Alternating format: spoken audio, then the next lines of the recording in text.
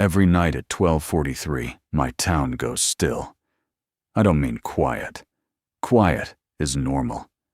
Quiet is just the absence of noise. Every small town gets quiet after a certain hour. The dogs stop barking, the last television set flickers off behind somebody's curtain, and the roads go empty. That's quiet. That's fine.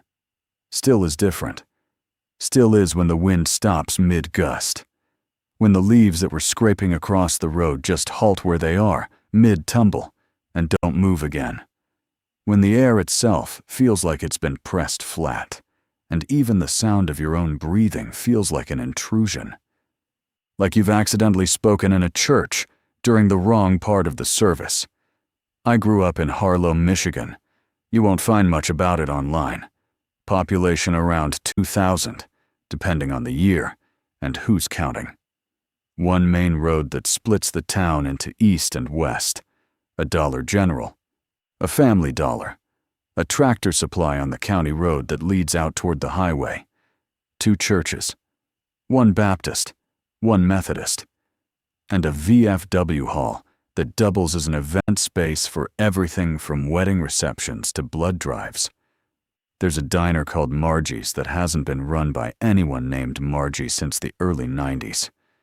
It's the kind of town where you know everyone, and everyone knows the general shape of your business. Not in a malicious way. Just in the way that happens when there aren't enough new faces to keep anyone interesting. People talk about the weather, about whose truck is parked where it shouldn't be, about the football team, about the cost of feed.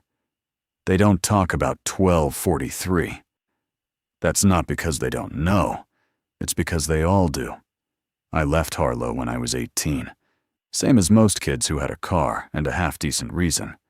I went downstate, worked warehouse logistics outside of Lansing for a company that shipped auto parts. It wasn't glamorous, but the pay was decent, and nobody there had ever heard of Harlow, Michigan, and I liked that. I liked being somewhere that didn't carry everything I already knew pressed into the walls. I came back when I was 31. My mother had a stroke. Not the kind that kills you fast, but the kind that takes pieces of you slowly, like someone pulling threads from a sweater one at a time. She needed someone at the house. My sister was in Arizona with 3 kids, and a husband who was between jobs in the way that usually means he'd stopped looking. So it fell to me. I moved back into the house I grew up in, which hadn't changed much. Same yellow paint on the kitchen walls. Same screen door that didn't quite close unless you lifted the handle and pushed with your hip. Same smell of wood polish and old coffee. My bedroom had been turned into a sewing room, but the twin bed was still in there, pushed against the wall under a shelf of fabric bolts. The first 2 weeks were just logistics.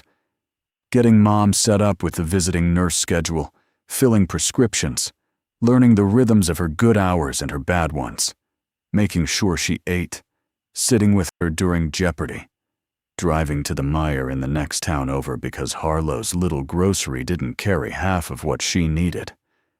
Normal caregiving things, exhausting in the way that doesn't leave bruises. I was so focused on her that I'd almost forgotten. Almost. It came back to me on my 15th night home. I'd been up late. Couldn't sleep, which was becoming a pattern. And I was sitting on the front porch with a glass of water, watching the street. Not watching for anything. Just watching. Our house sits on Elm Street, which runs parallel to Main.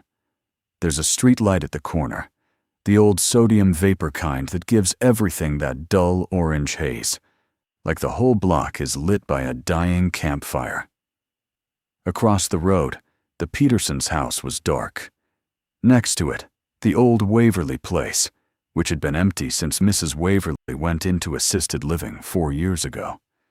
Down the block, I could see the faint glow from Randy Tucker's garage, where he kept a light on all night because he said it deterred raccoons from his trash cans, though I think he just liked the idea of something being on.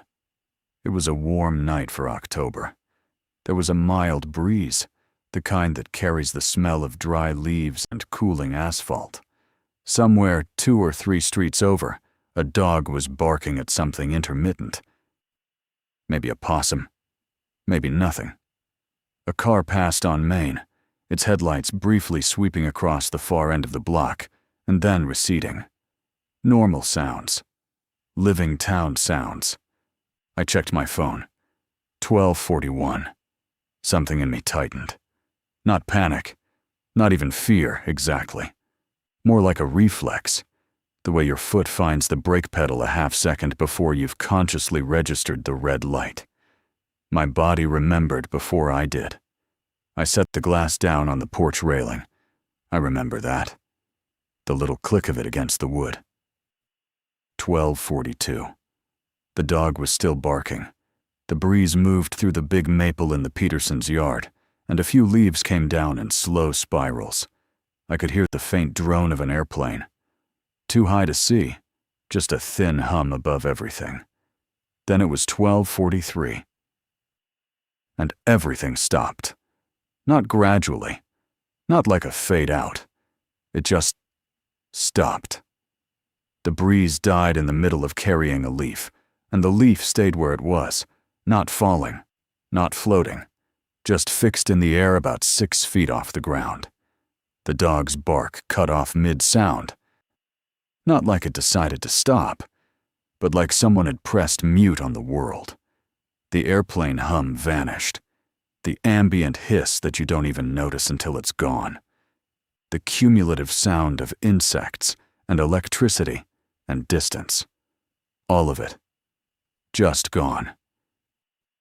And the stillness arrived. It's hard to describe the quality of it. It's not silence. Silence is an empty room. This was a full room where everything in it had simply agreed not to move. It had a pressure to it, a weight, like being underwater without the water. You could feel it against your skin, against the inside of your ears, behind your eyes. I sat on that porch and didn't move. I didn't decide not to. My body decided for me, the same way it used to when I was a kid. You learn it early in Harlow, though no one sits you down and teaches you.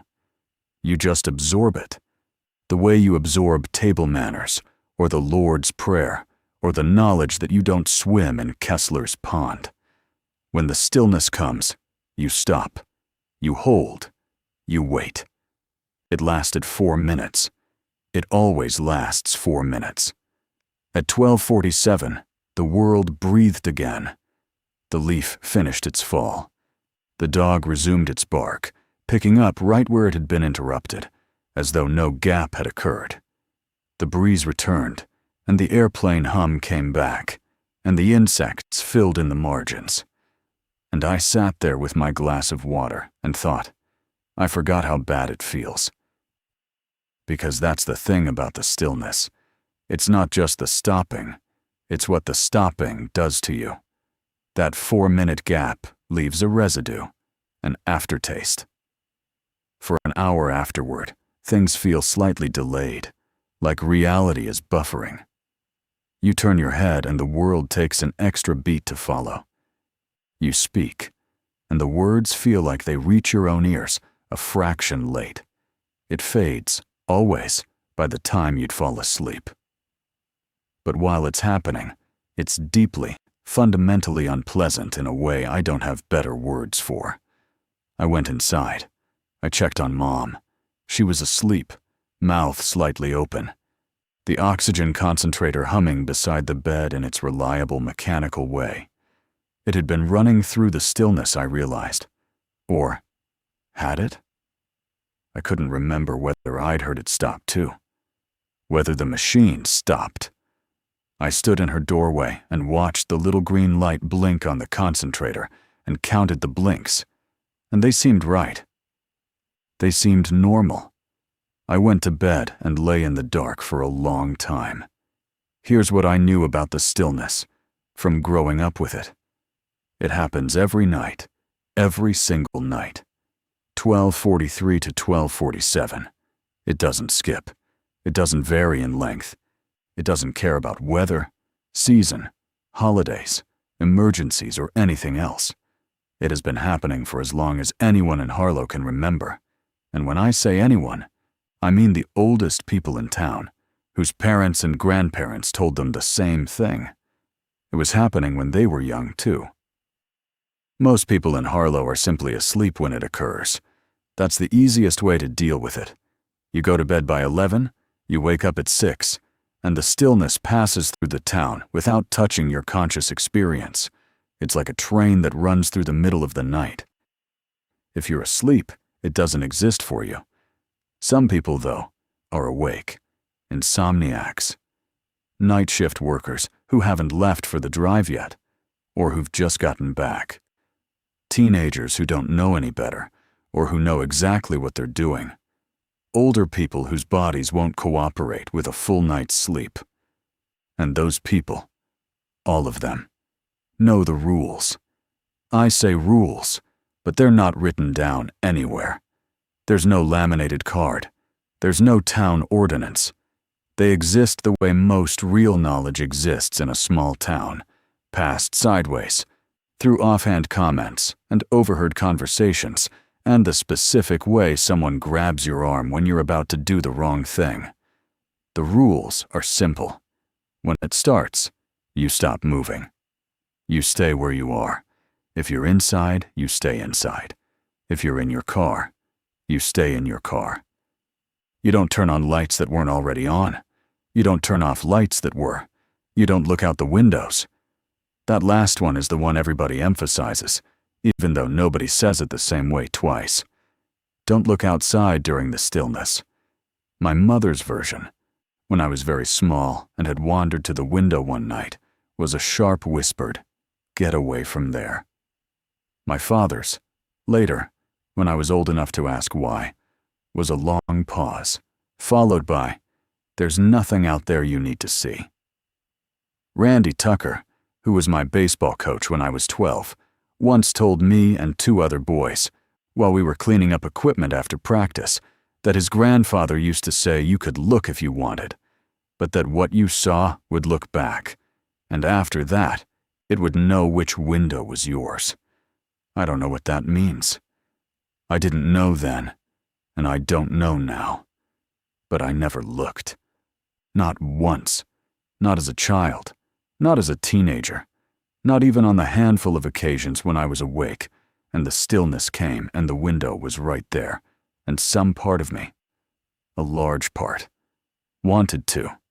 I think most people in Harlow would say the same.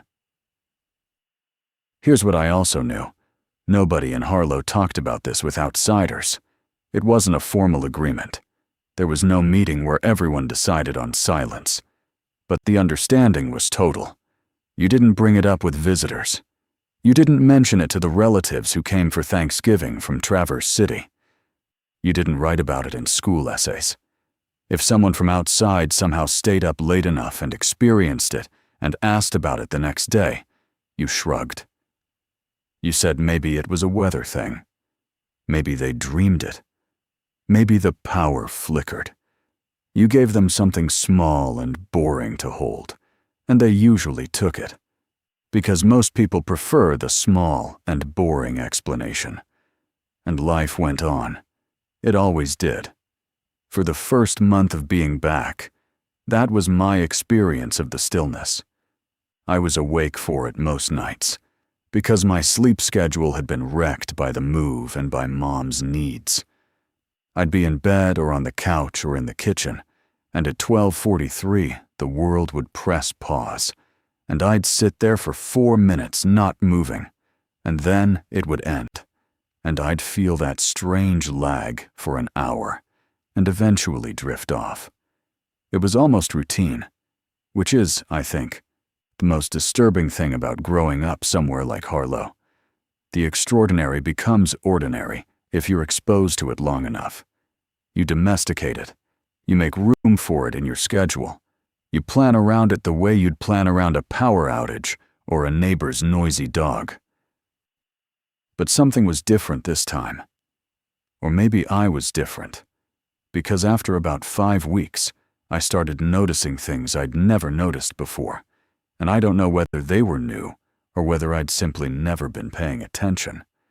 The first thing was the sound, or rather, the micro sound, right at the edge of the stillness. Not during it, at the border. In the last second before 12:43, and in the first second after 12:47, there was something, a frequency, not audible in the normal sense, more like the feeling you get when a CRT television is on in another room.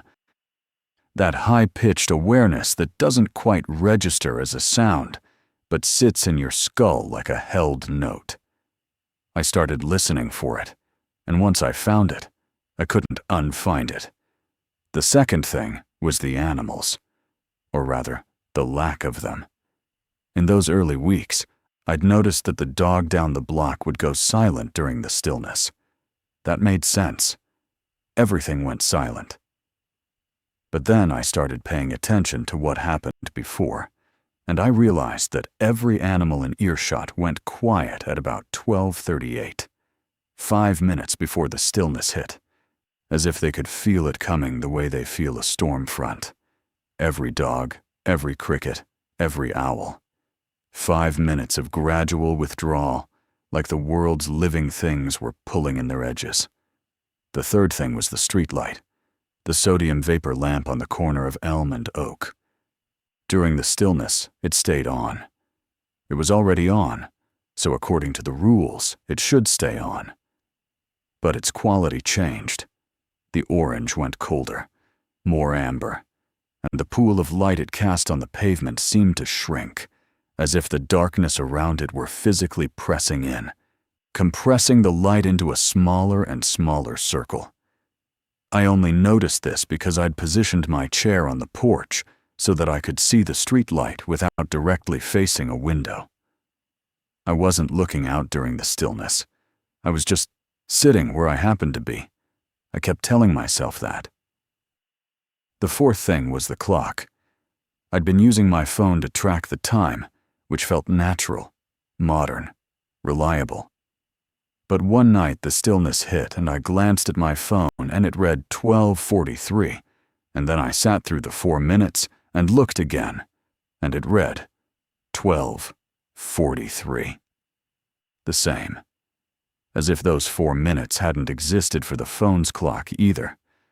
I checked it again at what I judged was about 12:50, and it read 12:47, and then the minutes caught up quickly, ticking forward like a lagging video resuming playback. By 1 a.m., it was accurate again. I checked this over several nights.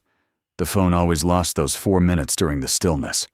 The analog clock on the kitchen wall, the one my mother had owned since before I was born, with its second hand and its faint ticking.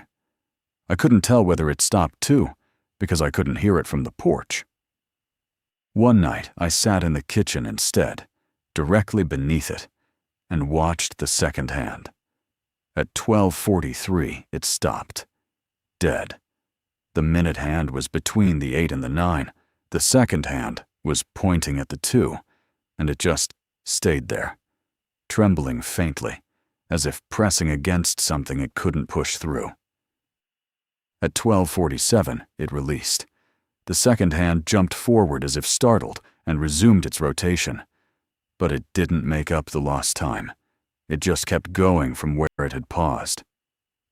So by the next morning, that clock was 4 minutes slow, and the morning after that, 8 minutes slow. I'd never noticed growing up because my mother, I now recalled, reset the kitchen clock every Sunday morning. It was one of her small rituals. She'd stand on her toes, reach up, and twist the little knob on the back.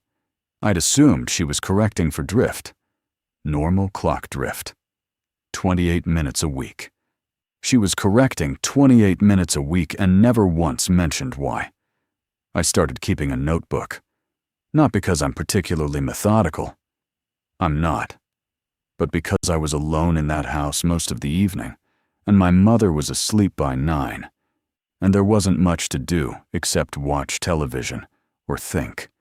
and the thinking had started to become the kind you do when a thread is hanging from your sleeve and you can't stop pulling it. I wrote down what I observed each night, the time, what I was doing when it hit, what I noticed, how it felt, what the aftermath was like. Small things, mostly, but seeing them collected on paper gave them a shape. After 2 weeks of notes, the shape started bothering me. The stillness wasn't uniform. Not exactly. It was consistent in timing and duration, always 12:43, always 4 minutes. But its intensity varied. Some nights it was mild, almost like a breath being held. Other nights it was heavy, dense, claustrophobic, a pressurized nothing that made my ears ache. And when I charted the heavy nights against the calendar, a pattern emerged that I didn't like. The stillness was getting heavier on the nights closest to the new moon. This could have been coincidence. Probably was. The moon affects all kinds of things. Tides, animal behavior, the way people sleep. There are studies. There are folk beliefs. There's a whole tradition of assigning meaning to lunar cycles that has more poetry in it than science. I knew that. But knowing it didn't change the fact that on the 3 darkest nights of October, the stillness felt like it was trying to get inside the house. That's how I described it in my notebook, and I underlined it. And I didn't know what I meant by it, but I also didn't cross it out. November came. The trees were bare, and the sky was low and gray more often than not. Mom had a good week. She was speaking in full sentences, feeding herself, watching her shows with something like engagement. And then a bad one, where she drifted and couldn't find words, and I had to coax her through meals like a child. The visiting nurse, a woman named Patty, who smelled like lavender hand sanitizer and had the kind of no-nonsense gentleness you either develop in that job or you don't last, told me this was the pattern now. Plateaus and drops. The drops would get longer. The plateaus would get shorter. She didn't say this with cruelty. She said it the way you'd describe the weather. I kept watching the stillness, kept taking notes. And on November 7th, I did something I hadn't done in Harlow since I was a teenager. I went to Margie's at night. Margie's diner closes at 9 on weekdays, 10 on Fridays and Saturdays. But there's a back counter that Daryl Pruitt, who'd run the place since '97, keeps open until midnight for regulars. Coffee and pie, nothing cooked. You come in through the side door, you sit at the counter, and you talk, or you don't. It's not a bar. No alcohol. But it serves the same social function. It's where Harlow's night people end up. I hadn't intended to go. I'd been driving back from the Meijer in Coldwater with groceries for the week, and as I passed through town it was only 10:30, and I could see the light on in Margie's side window, and I just pulled in. I don't know why. Loneliness, maybe, or the feeling that I needed to talk to someone in Harlow who was awake at that hour and might understand why I was keeping a notebook about something nobody talked about. There were 4 people at the counter, Daryl behind it, drying a mug that was probably already dry. Helen Marsh, who was 72 and had been widowed for 6 years, and came to Margie's most nights because her house, she'd once told my mother, was too quiet since Paul died. A man I didn't recognize, younger, maybe mid-20s, wearing a Carhartt jacket with concrete dust on the sleeves. And Connie Briggs, who I'd gone to high school with, and who now worked at the elementary school as a reading specialist, and who, when she saw me come through the side door, smiled and said, "Well, there you are." We talked. Easy. Nothing conversation. How was my mom? How was Connie's daughter? She had a 12-year-old named Mia, who apparently had strong opinions about everything. How the town had changed, which was barely. The usual inventory of small adjustments. The hardware store had closed. The laundromat had new machines.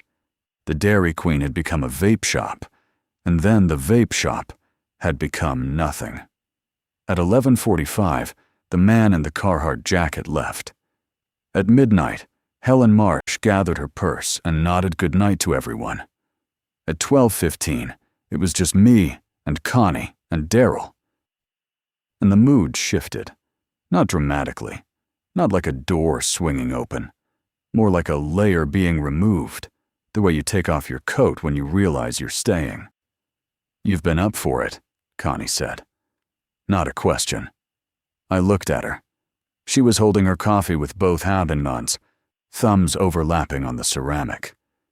"Most nights," I said. "How's it feel, being back for it after all those years away?" "Strange," I said. "Worse than I remember." She nodded. "It's been getting worse." Daryl set the mug down. He didn't say anything, but he didn't leave the counter either. "What do you mean, worse?" I asked. Connie glanced at the clock on the wall behind the counter. It read 12:19. "Heavier," she said. "Longer." "It's always 4 minutes." "It's always 4 minutes on the clock," she said. "But it doesn't feel like 4 minutes anymore. Does it?" She was right. I hadn't written this in my notebook because I hadn't been able to articulate it. But she was right. The 4 minutes had started to feel longer. Not dramatically. Not like time was stretching in a way you could measure. But experientially, internally, the 4 minutes of stillness felt like 6, or 8, or 10. Like the gap was the same width on the outside, but deeper on the inside. "Since when?" I asked. "This year. Gradually. Since spring, maybe." She looked at Daryl. "Daryl?" "February," Daryl said. His voice was flat. Not unfriendly, just flat. The way people in Harlow sound when they're talking about the thing they don't talk about. It shifted in February. You could feel it. "What happened in February?" I asked. Neither of them answered immediately. Connie took a sip of her coffee. Daryl picked up another mug to dry. "Marge Kessler died," Daryl said eventually. I knew the name. Marge Kessler. No relation to the pond. Was one of Harlow's oldest residents. She'd been ancient when I was a kid. A tiny woman with white hair and a house on the east edge of town that backed up against the tree line. She kept to herself mostly, but she came to the Methodist church every Sunday and sat in the third pew and sang every hymn from memory and never stayed for the social hour afterward. "I didn't know she'd passed," I said. "January 29th, Daryl said, in her sleep, 96 years old. "And you think?" "What? That her dying changed the stillness?" Connie set her mug down. "I think Marge Kessler was the last person in town who knew what the stillness actually is. And I think she did something about it, every night, that none of the rest of us knew about. And now that she's gone, it's doing what it's been trying to do for a very long time." The clock said 12:31. I looked at both of them and realized this was the first time in my life that anyone in Harlow had spoken about the stillness with this kind of directness. Not sideways, not in euphemism, not in a grabbed arm and a whispered warning. Connie was looking at me the way you look at someone when you need them to understand something quickly. "We should go," Daryl said. He was already reaching for the lights behind the counter. "Wait," I said. "What do you mean she did something?" "I mean she was awake for it every night of her life," Connie said, standing. "Every single night. 96 years. She never missed it. And whatever she did during those 4 minutes, however long they really are on the inside, she did it alone, and she did it in that house, and she never told anyone." "How do you know she was awake for it?" "Because she told me," Connie said. "Once, about 6 years ago, I was driving past her place at 1 in the morning. Mia had croup. I was going to the 24-hour pharmacy in Coldwater, and I saw her standing on her back porch after it had ended, just standing there in her nightgown, looking at the tree line. I stopped. I asked if she was okay, and she said. Connie paused. She buttoned her coat. She said, "It's getting harder to hold. That's all." She went inside after that. I asked her about it the next day at church. She pretended she didn't know what I was talking about. 12:36. Daryl had the side door open. Cold air came in, smelling like dead leaves and frost. "Go home," he said to both of us. "Be inside." I drove home. The streets were empty. Every house was dark.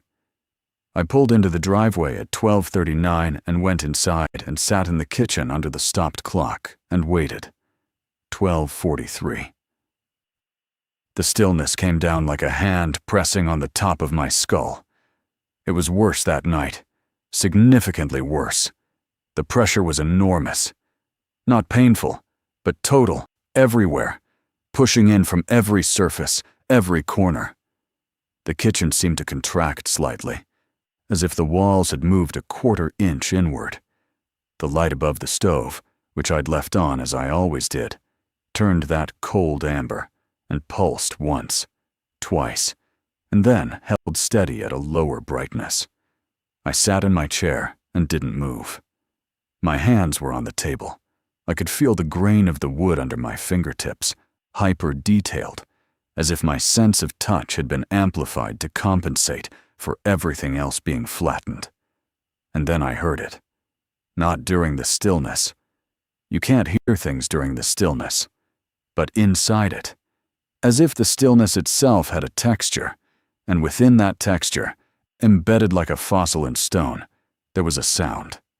Low, rhythmic, barely distinguishable from the pressure itself. Breathing. Something outside was breathing. Not the wind. There was no wind. Not an animal. The animals were silent, had been silent since 12:38. This was slow, deep, enormous breathing. The kind of breathing that implied lungs the size of rooms. It came from everywhere and nowhere. It had no direction. It was simply present, like temperature. It lasted the full 4 minutes. At 12:47, the stillness released, and the breathing stopped, and the world resumed, and I sat at the kitchen table for another 45 minutes before I could convince my legs to carry me to bed. I didn't write in the notebook that night. The next day, I went to Marge Kessler's house. It was a small place, single story, white clapboard, green shutters that were peeling. The yard had gone to seed since January. The grass was long and brown, and a bird feeder hung empty from a shepherd's hook near the porch. The mailbox was stuffed with flyers and catalogs that nobody had cleared. The house had an executor, Marge's nephew, who lived in Grand Rapids and had been putting off dealing with the estate, according to Connie, who I'd called that morning. The side door was unlocked. Small towns. I told myself I was just looking, paying respects maybe in some vague way. Seeing the house of a woman who might have known something about the central strange fact of the town I'd grown up in. That was all. That was all I told myself. The house smelled like dust and lavender and old paper. The furniture was sparse and dated. A recliner, a couch with a crocheted blanket, a television set from the early 2000s. The kitchen was clean, almost sterile, as if Marge had tidied it, knowing she wouldn't be back. There were dishes in the drying rack, 2 plates, a glass, a fork. The refrigerator was empty. Someone had cleaned it out after she died. The bedroom was small, a twin bed with a quilted cover, a nightstand with a lamp and a Bible and a pair of reading glasses, a dresser with a doily on top, and a framed photograph of a man in a military uniform. Her husband, I assumed, dead long before I was born. I was about to leave when I noticed the hallway. The house had a short hallway between the bedroom and the kitchen, and in that hallway there was a door that I'd walked past without registering. It was slightly narrower than the other doors, and it was painted the same white as the walls, and the handle was a small brass knob that sat lower than standard height. If you weren't looking for it, you'd miss it. I opened it. Behind it was a set of stairs going down. A basement. This was unremarkable. Most houses in Michigan have basements. But these stairs were different. They were steep, almost ladder steep, and they were made of wood that was much older than the rest of the house. The walls of the stairwell were stone, not concrete block, and at the bottom, maybe 12 feet down, there was light. A faint, warm, amber light. I went down. The basement was a single room, maybe 15 by 15. Stone walls, stone floor, low ceiling. It was dry and cool, and it smelled like candle wax and something else. Something mineral, like the air near a cave entrance. In the center of the room was a wooden table, old and heavy, the kind made from a single slab. On the table were 3 things: a candle in a brass holder, a small leather-bound book, and a smooth black stone about the size of a fist. The candle was not lit, but the wax was soft when I touched it, as if it had been burning recently, which was impossible. Marge had been dead for 9 months. I picked up the book. It was handwritten. Small, careful script, the kind produced by someone who learned penmanship when it was still considered a virtue. The pages were thick and cream-colored, and many of them were brittle at the edges. The book was old, very old. The first entry was dated 1931, and the handwriting was different from the rest. Larger, shakier. It said, "To whoever comes next. The candle must be lit by 12:40. The stone must be held in both hands. You must not put it down until the stillness passes. You will feel it try to open. You must hold it closed. This is all that is required. This is everything." Below that, in the same hand but smaller, my mother held it before me. Her mother before her. It goes back further than we know. Do not try to understand it. Understanding is not what holds it. The entries that followed spanned decades. They were mostly short, dates and brief notes. Some were just check marks. Night after night of simple confirmation that the task had been done. Others were longer. I sat on the cold stone floor and read, and the picture that formed was not a story with a beginning and an end, but a log of endurance. A record of someone doing one thing every single night for 65 years. The entries from the 1930s and 40s were sparse. The ones from the 50s and 60s included occasional notes about the stillness itself, its weight on certain nights, the way it felt during storms, the way it felt on Christmas, the way it felt the night her husband died. In the 70s, the entries became more personal. Marge wrote about being tired, about her hands hurting, about the loneliness of a task that couldn't be shared or explained. In one entry from 1978, she wrote, "Some nights I think it knows my name. Some nights I think it has always known all of our names. It is not angry. It is not evil. It is patient. That is worse." In the 80s, the entries grew shorter again. Routine had reclaimed them. Check, check, check. Night after night. But in 1989, there was a break. 3 nights with no entries, followed by this. I was in the hospital. Pneumonia. 3 nights I couldn't go down. On the first night, Bill Harrigan's barn collapsed. No wind. No reason. Just folded in on itself like a crushed can.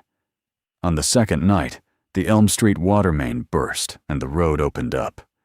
A crack 8 feet wide. They said it was frost heave, but it was July.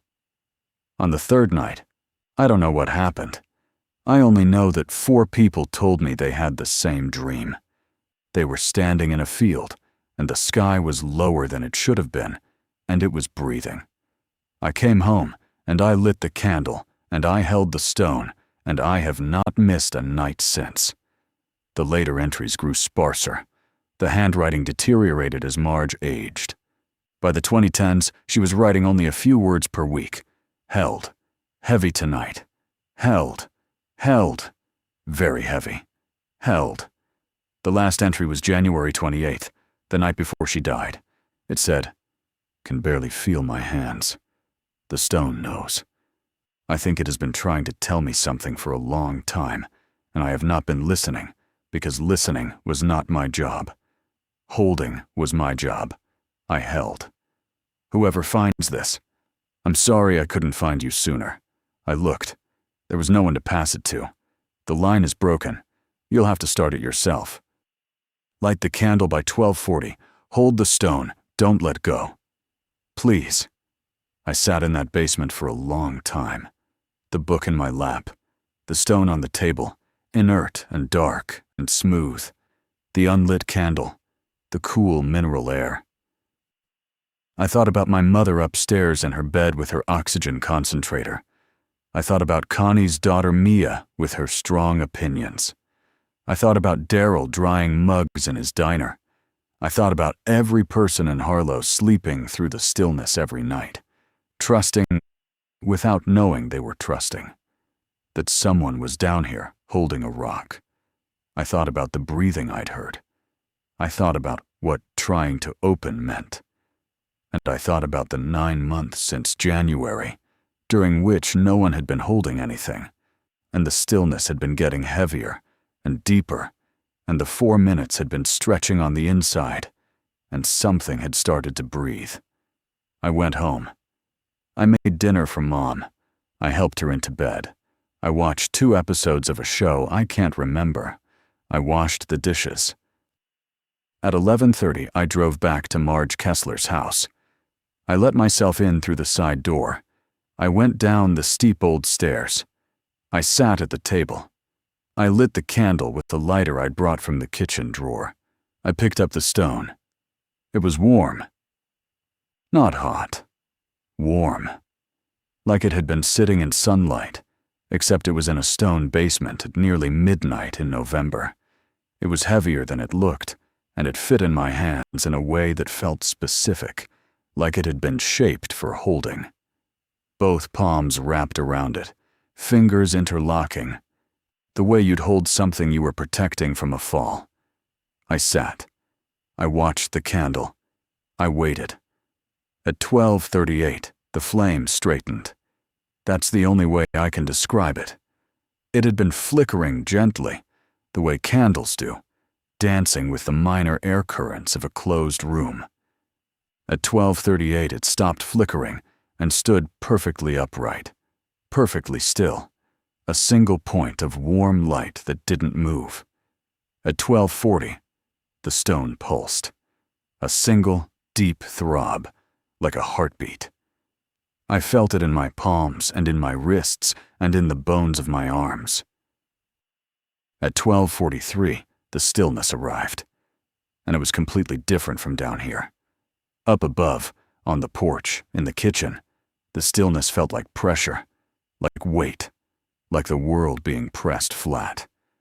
Down here, in this basement, holding this stone, it felt like a door.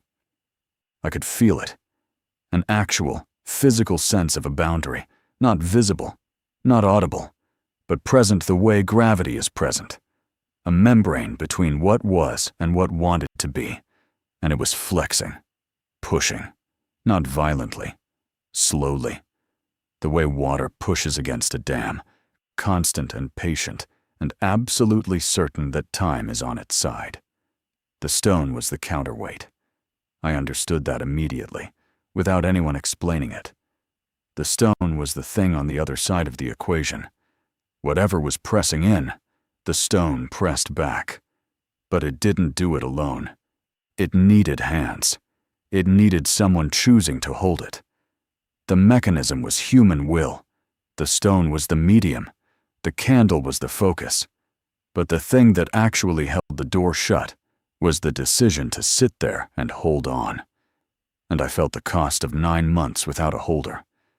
The door had given. Not broken, but bowed. The membrane that should have been taut was stretched, distended, thin in places. I could feel the thinness under my palms. A kind of absence behind the stone's warmth, like holding a cup with a crack in it and feeling the heat escape through the flaw. The breathing was clearer down here, not louder, clearer. It had structure, rhythm, an in and out that was impossibly slow. One breath spanning the entire 4 minutes, as if whatever was on the other side was enormous beyond scale, and a single respiration was the work of minutes, not seconds. I held the stone. My hands cramped. The throb came again and again, steady as a heartbeat but slower, maybe once every 30 seconds. Each throb pushed back against the pressure. Each one cost something. I could feel it in my forearms, a fatigue that wasn't physical, or wasn't only physical. It was the fatigue of resistance, of maintaining a position against a force that never tires. At 12:47, the stillness ended. The candle flame resumed its natural flicker. The stone cooled by a single degree. The breathing stopped. The pressure withdrew. I put the stone down and looked at my hands. They were shaking. There were faint red marks where my fingers had been gripping, though I hadn't been squeezing hard. I blew out the candle. I went up the stairs. I drove home. I slept better that night than I had in weeks. I went back the next night, and the night after that, and every night for the rest of November. It became its own routine, parallel to my daytime life. During the day, I was a son taking care of his mother. I made her breakfast. I drove her to appointments. I called the insurance company. I argued with the pharmacy. I sat with her during Jeopardy and helped her say the answers she could no longer find on her own. Normal, human, grinding, loving work. At night, I was something else. I was a person sitting in a dead woman's basement, holding a stone against a door that couldn't be seen, lit by a candle that shouldn't still have wax, keeping a 4-minute vigil that an unbroken line of women had kept before me. Until the line broke. I didn't tell anyone. Not at first. The instinct not to speak about it was strong, almost chemical, the same way the instinct not to look out the window during the stillness was strong. This was a thing that operated below language. You didn't talk about it for the same reason you didn't scream underwater. It wasn't just pointless, it was dangerous. But Connie knew something had changed. She found me at Margie's one Tuesday night. Daryl's counter, coffee and pie. And she sat next to me and said, "You look different." "Tired," I said. "No," she said, "the opposite. You look like someone who's been sleeping well for the first time in a while." I didn't answer. She watched me for a moment. "You found something in Marge's house," she said. I still didn't answer. "I'm not asking you to tell me," she said. "But I want you to know that whatever you're doing, I can feel it." The stillness was lighter last night, for the first time since February. Whatever you're doing, it's working. I looked at her. She was holding her coffee the same way she always did, both hands, thumbs overlapping. Her expression was serious and calm and trusting in a way that made something in my chest tighten. "It's every night," I said. "I know. It can't be skipped." "I know. Marge did it alone for 65 years. Connie was quiet for a moment. Then she said, "Marge didn't have anyone to tell." "Neither do I. Not really. What am I going to say? Who's going to believe this?" "You don't need anyone to believe it," she said. "You need someone to know. There's a difference." She was right. There was. So I told her. Not everything, not the details of the stone, or the book, or the exact mechanics, but the shape of it. That Marge had been holding something back. That the stillness wasn't a quirk or a phenomenon, but a symptom. That without someone doing what Marge had done, the symptom would get worse. That I'd picked it up. Connie listened without interrupting. When I was done, she said, "What happens if you can't do it one night?" I told her about the 1989 entry, the barn, the road, the shared dream. She nodded slowly. "And if it goes longer than 3 nights?" "I don't know. Marge didn't either. I don't think she wanted to find out." "What about when you're sick? When you're old? When you die?" These questions had been orbiting me for weeks, and hearing someone else ask them didn't make them easier. "I don't know," I said again. "The book says it was passed down through a family line, mother to daughter, but the line ended. Marge had no children, so I have to figure that out differently." "Okay," Connie said. "Okay, what?" "Okay, so we figure it out. Not just you. We. Because you're not doing this alone for 65 years and dying in your sleep and leaving it to chance that someone finds the basement. I want to be clear about something. This is not a story about me becoming a hero or a martyr or anything that grand. This is a story about a Tuesday night in a diner in a town of 2,000 people, drinking bad coffee, while 2 people who'd known each other since the 8th grade decided to share a burden. That's all it was. It was ordinary. It was the most ordinary thing in the world, and it was everything. Connie came to the basement the following night. I showed her the book, the stone, the candle. She read the entries quietly, turning pages with the care you give to something that might dissolve. When she got to the last entry, "Please." She closed the book and pressed her hand flat on the table and didn't say anything for a while. At 12:40, the candle flame went straight. At 12:43, the stillness came. I held the stone. Connie sat across from me and watched. She couldn't hold it with me. I tried once to pass it to her, and the moment it left my hands, the pressure spiked so violently that the candle blew out and the stone hit the table with a crack that rang through the basement like a bell. I grabbed it back. The pressure eased. The candle relit itself. Connie and I stared at each other across the table. "It has to be you," she said. "For now," I said, "but maybe not forever. Marge's mother held it before her. The passage happened somehow." "We'll figure that out," Connie said again. And I believed her.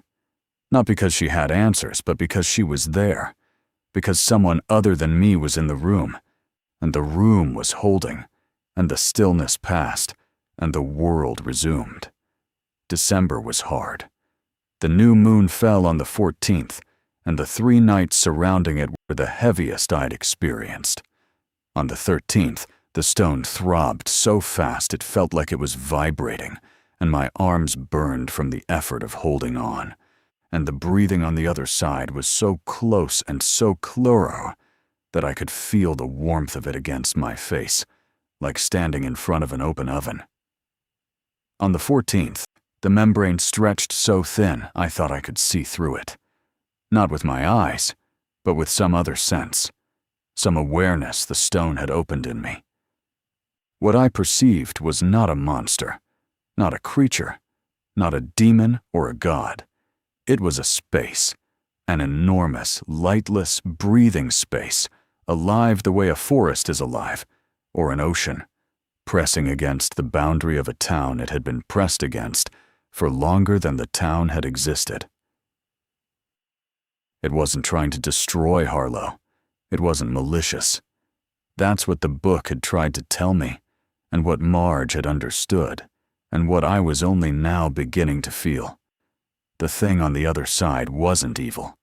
It was vast, and it was patient, and it was trying to come through the way water tries to come through a crack, because that's what it does. That's its nature.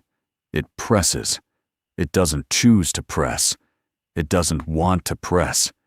It presses the way gravity pulls, without intention, without malice, without end.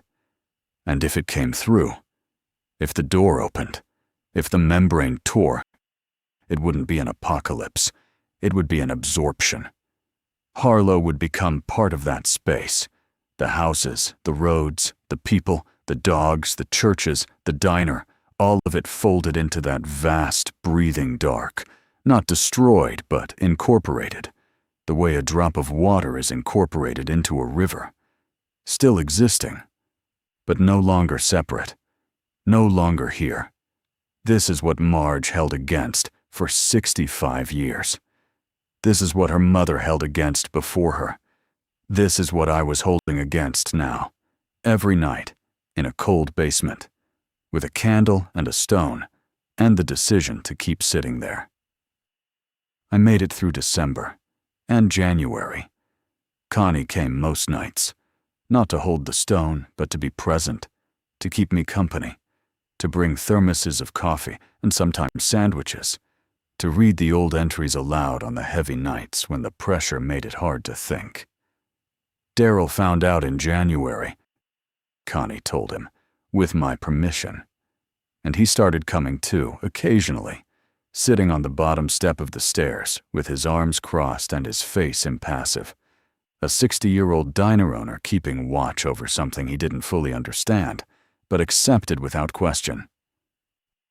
By February, there were 6 of us.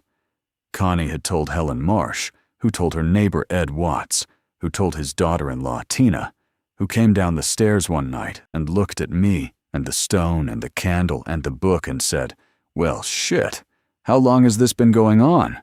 And I said, "We think since before the town existed." And she said, "Okay, what do you need?" This is Harlow. This is what I'd forgotten while I was away. The thing about a small town isn't that everyone knows your business.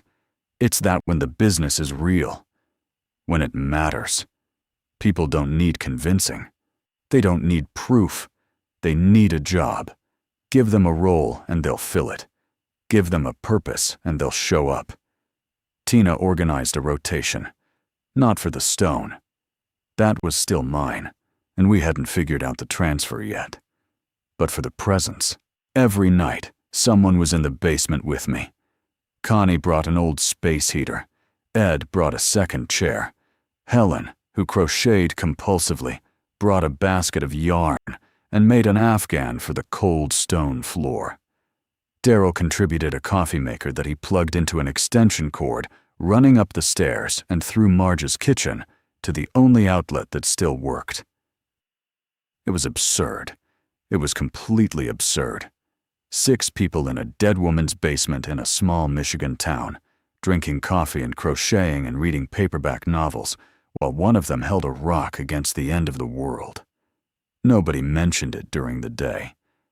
Nobody discussed it at the grocery store or after church or at the school pickup line. It existed in its own space, the way the stillness did, partitioned from normal life by mutual agreement and the understanding that some things don't survive exposure to daylight. Mom died on March 3rd, peacefully, in her sleep. Patty the nurse found her in the morning when I was still asleep myself, having gotten home from the basement at 1 a.m. She was still warm. Her face was relaxed in a way it hadn't been in months. The oxygen concentrator was humming its steady hum. I dealt with the logistics. The funeral home, the calls, the flowers, my sister flying in from Arizona with her kids. The funeral was on a Saturday. Half the town came. Pastor Wills said kind things. Connie squeezed my hand. Daryl brought food to the house afterward. Casseroles, sandwich trays, a sheet cake from the Meyer bakery. That night, I was in the basement at 12:40. No one came with me. They knew I needed to be alone. The candle straightened. The stone pulsed. The stillness came. I held on. And for the first time, the pressure on the other side felt different. Not lighter, not heavier. Different. as if the thing pressing in had noticed something, as if it had felt the change in me, the grief, the rawness, the open wound of loss, and had oriented toward it, not predatory, curious, the way a vast blind creature might turn toward warmth. I held the stone and I cried, and the crying didn't interfere with the holding. If anything, it helped. The stone throbbed in time with my breathing, and the pressure eased slightly, and the 4 minutes passed, and the world resumed. And I sat there in the amber light of the candle and wept for my mother, and for Marge Kessler, and for every woman who'd sat in this chair before me, alone in the dark, holding the line. It's April now. The snow has melted. The trees are budding. Mom's house is mine, and I'm staying. I've started going through Marge's book more carefully, looking for clues about the transfer, how her mother passed the duty to her. Whether it's bloodline or choice or something else, I think it's choice. I think it was always choice. The stone doesn't care whose hands hold it. It cares that hands hold it at all.